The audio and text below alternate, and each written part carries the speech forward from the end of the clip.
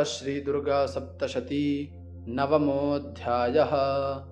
निशुम्भवध ध्यानम्। ॐ बन्धूक काञ्चननिभं रुचिराक्षमालां पाशाङ्कुशौ च वरदां निजबाहुदण्डैः बिभ्राणामिन्दुशकलाभरणं त्रिनेत्र मर्धाम्बिकेशमनिशं वपुराश्रयामि। ॐ राजोवाच विचित्रमिदमाख्यातं भगवन् भवता मम देव्याश्चरित माहात्म्यं रक्तबीजवधाश्रितं भूयश्चेच्छाम्यहं श्रोतुं रक्तबीजे निपातिते।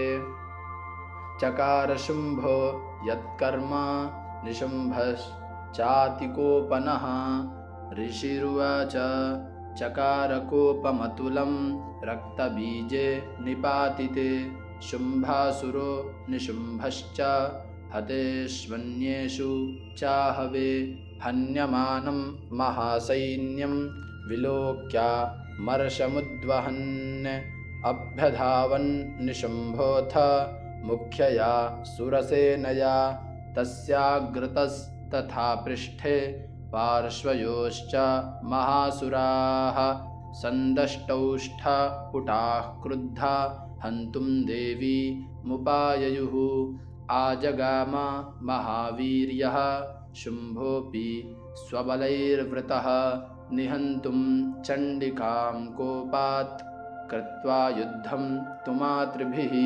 ततो युद्धमतीवासी देव्या शुम्भ निशुम्भयोः शरवर्षमतीवोग्रं मेघयोरिव वर्षतोः चिच्छेदास्ताञ्छरास्ताभ्यां चण्डिका स्वशरोत्करैः ताडयामास चाङ्गेषु शस्त्रौघैरसुरेश्वरौ।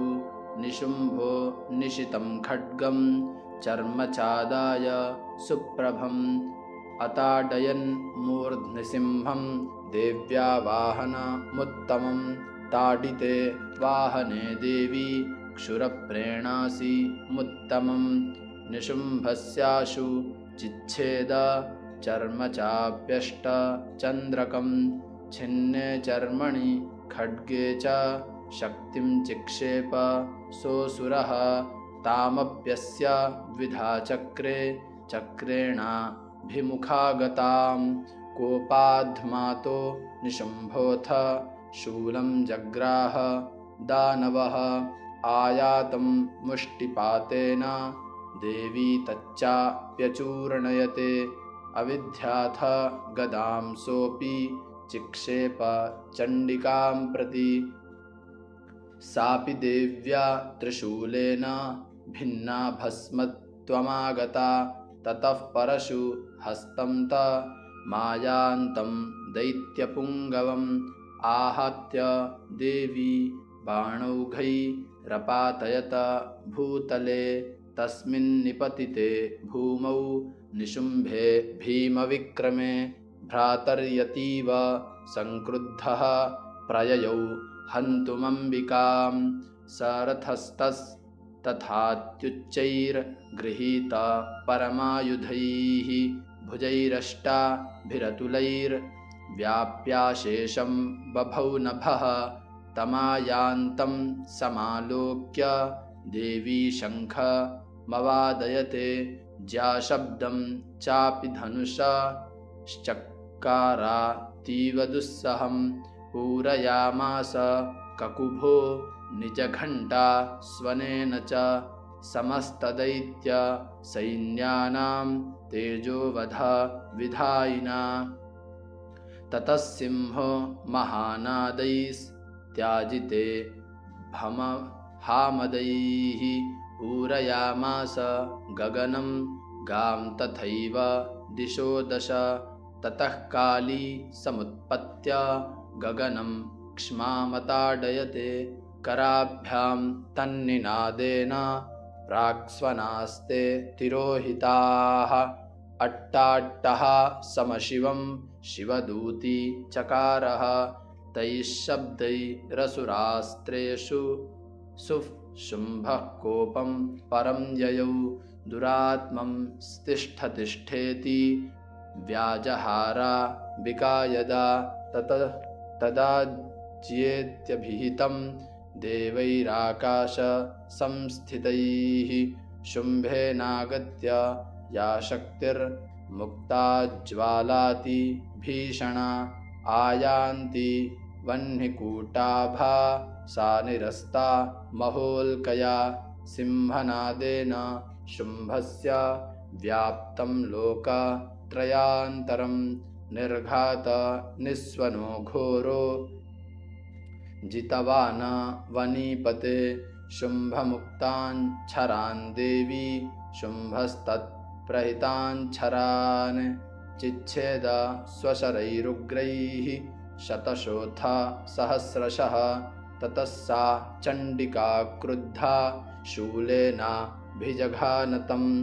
स तदा भियतो भूमौ मूर्छितो निपपातः ततो निशुम्भः सम्प्राप्य चेतना मात्तकार्मुकः आजघान शरैर्देवीं कालीं केसरिणं तथा पुनश्च कृत्वा बाहुना मयुतं दनुजेश्वरः चक्रायुधेन दितिजश्छादयामास चण्डिकां ततो भगवती क्रुद्धा दुर्गा दुर्गार्ति नाशिनी चिच्छेद तानि चक्राणि स्वशरैः सायकांश्च तान् ततो निशुम्भो वेगेन गदामादाय चण्डिकाम् अभ्यधावत वैहन्तुं दैत्यसेना समावृतः तस्यापतत एवाशु गदां चिच्छेद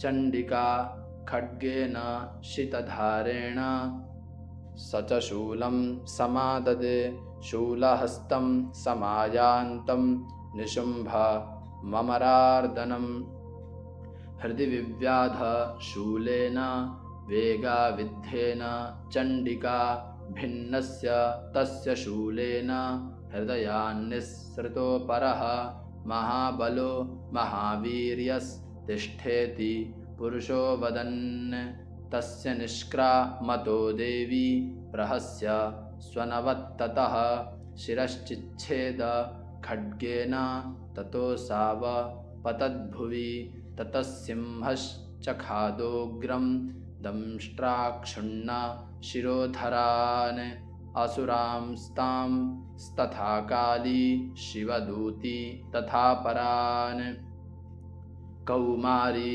शक्ति निर्भिन्नाः केचिन्नेषुर्महासुराः ब्रह्माणि मन्त्रपूतेन तोये नान्ये निराकृताः माहेश्वरी त्रिशूलेन भिन्नाः पेतुस्तथा परे वाराही तुण्डघातेन केचिच्चूर्णी कृता भुवि खण्डं खण्डं च चक्रेण वैष्णव्या दानवाः कृताः वज्रेण चैन्द्रिहस्ताग्र विमुक्तेन तथा परे केचिद्विनेश सुरसुराः केचिन्नष्टा महाहवात् भक्षिताश्च परे काली शिवदूती मृगाधिपैः। ओम इति श्री मार्कण्डेय पुराणे सावर्णिके मन्वन्तरे देवी माहात्म्ये निशुम्भवधो नाम नवमोऽध्यायः। ओम जय माता दी। अगर आप सभी को वीडियो पसंद आए तो वीडियो को लाइक कीजिए, चैनल को सब्सक्राइब कीजिए और कमेंट में जय माता दी जरूर लिखिए।